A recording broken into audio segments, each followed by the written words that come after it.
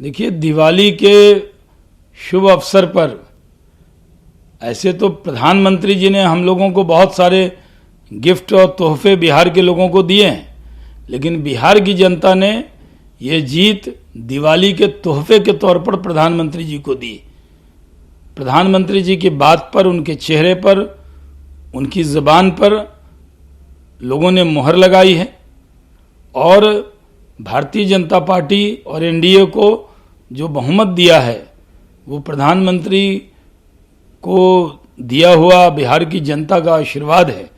और जिस तरह से प्रधानमंत्री जी ने बिहार में काम किया, आज बिहार के लोग उनसे बहुत प्यार करते हैं। ऐसे तो प्रधानमंत्री को पूरे देश के लोग प्यार करते हैं, यूपी के लोग करते हैं, गुजरात के लोग करते हैं, लेकिन हम बिहारियों को लगता है कि सबसे ज्यादा प्यार प्रधानमंत्री से 13 करोड़ बिहार के लोग करते हैं।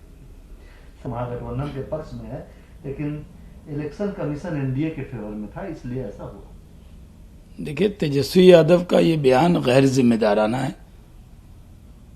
उनको जो सीटें मिली हैं वो सीटें भी इलेक्शन कमीशन के जरिए आयोजित चुनाव और गिनती के बाद मिली। वो हार गए हैं तो हार स्वीकार करें, अपनी कमियां तलाशें, कांग्रेस को इतनी सीटें क्यों दी इस पर आत्ममंथन और चिंतन करें। उन्होंने चुनाव से पहले हम पार्टी और कुशवाहा जी की पार्टी और वीआईपी पार्टी को अपने गठबंधन से क्यों बाहर कर दिया, इस पर चिंता करें। उन्होंने जिस तरह से अगरी जाति के खिलाफ बयान दिया था उस पर चिंता करें।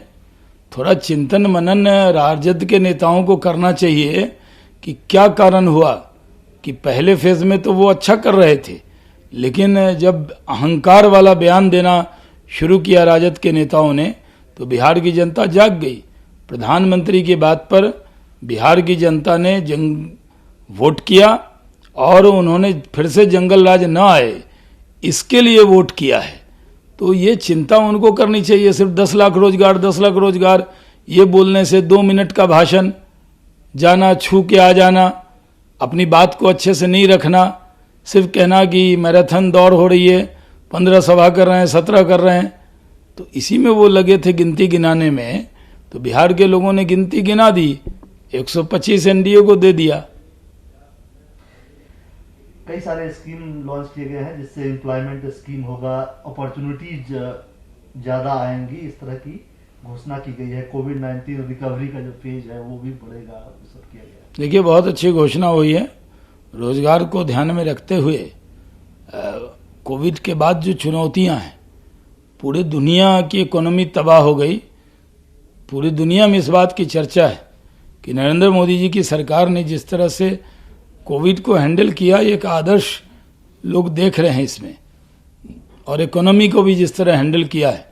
आज की घोषणा रोजगार को बढ़ाएगी और जो कामगार हैं, जो काम करने वाले, जो इंडस्ट्री के लोग हैं, उनके अंदर एक विश्वास पैदा करेगी। सर, आकर मुख्यमंत्री बनने का सपना देख रहे हैं।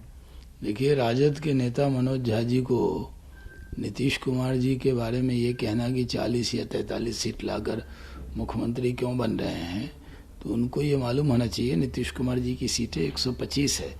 वो एनडीए के नेता हैं और एनडीए के नेता के तौर पर हमने ऐलान करके उनको चुनाव लड़ा था और वो फिर से मुख्यमंत्री बनने जा रहे हैं। इसलिए गिनती जरा ठीक से गिन लें। पहले भी गिनती में कमज़ोर हो गए थे मनोज जी, इस बार गिनती ठीक से गिन लें। 125 सदस्य वाली गठबंधन के नेता नीतीश कुमार जी ओथ लेने जा रहे हैं, वो मुख्यमंत्री होंगे। इसमें राजद को ज़्यादा दिक्कत नहीं होना चाहिए।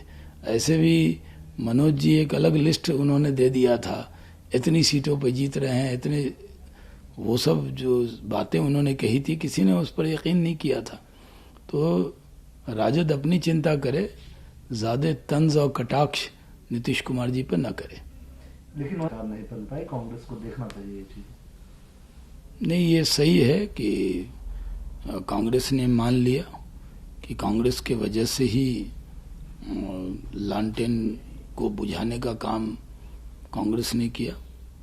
कांग्रेस का हाथ ही लालटेन की लो पर जाकर चिपक गया और इससे ही लालटेन 5 साल के लिए बुझ गई।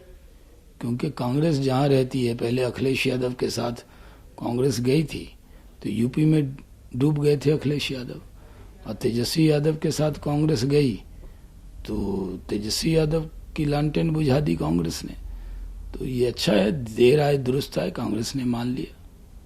सर, मंत्र नहीं छोड़ा है जेएनयू को डिस्ट्रॉय करने के लिए। आज सामने प्रधानमंत्री 6:30 बजे वहाँ विवेकानंद जी की तस्वीर अनावृत कर रहे हैं। देखिए, आज का दिन बड़ा शुभ है। दिवाली के पहले इससे बढ़कर खुशी क्या हो सकती है कि जेएनयू परिसर में स्वामी विवेकानंद जी की मूर्ति का अनावरण हो रहा है। वहाँ पर कुछ लोग लेनिन और मार्क्स को ही ज़्यादा मानने वाले हो गए थे। स्वामी विवेकानंद तो युवाओं के लिए एक प्रतीक हैं और इस राष्ट्र प्रेम के प्रतीक हैं। उनकी मूर्ति का अनावरण हो रहा है तो जो लोग कहते थे भारत तेरे टुकड़े होंगे, उनको दुख हो रहा होगा। जो वहाँ पर रहकर भारत के खिलाफ नारा लगाने वाले हैं, उनको ज़रूर दुख होगा। इसलिए इस तरह की बयानबाजी वो कर रहे हैं, लेकिन भारत में रहेंगे और स्वामी विवेकानंद से प्यार नहीं करेंगे, ये कैसे होगा? सर, मेरा आखिरी सवाल, देवेंद्र फडणवीस ने गिर जाएगी।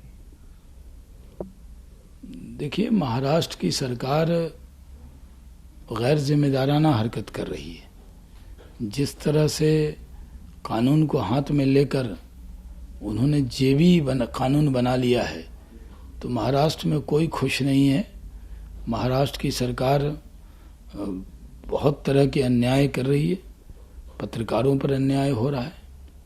कोई भी अगर एक आवाज़ बुलंद करता है सोशल मीडिया पे, उसको भी जेल में बंद कर देते। तो महाराष्ट्र में उद्धव ठाकरे जी को घमंड हो गया है कि जैसे वो महाराष्ट्र के राजा हो गए। आप महाराष्ट्र के मुख्य सेवक हैं। मुख्यमंत्री मुख्य सेवक होता है, देश के प्रधानमंत्री अपने आप को प्रधान सेवक कहते। तो कुछ तो उद्धव ठाकरे जी को नरेंद्र मोदी जी से सीखना चाहिए, लेकिन वो राजा की तरह व्यवहार कर रहे हैं। तो इसलिए इस सरकार का बहुत लंबा भविष्य नहीं है।